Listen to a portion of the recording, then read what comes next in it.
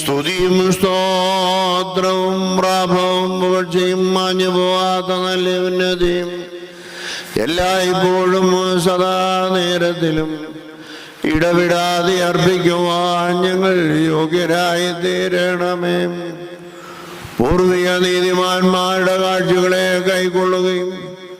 വിശുദ്ധ പിതാക്കന്മാരുടെ പ്രാർത്ഥനകളിൽ പ്രീതിപ്പെടുകയും പുരോഹിതന്മാരുടെ ഹോമയാഗങ്ങളിൽ പ്രസാദിക്കുകയും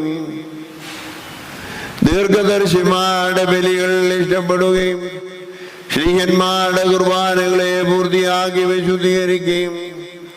ഹാബീലിനും നോഹിനും മൽക്കിസദേക്കിനും തന്റെ രഹസ്യത്തെ വെളിപ്പെടുത്തുകയും മോശയ്ക്കും അഹറോനും ശമൂവേലിനും തന്റെ ദൃഷ്ടാന്തം സൂചിപ്പിക്കുകയും ചെയ്തവനും ഏകമായി ഗ്രഹിക്കപ്പെടുകയും നൃത്തമായി ഏറ്റുപറയപ്പെട്ടു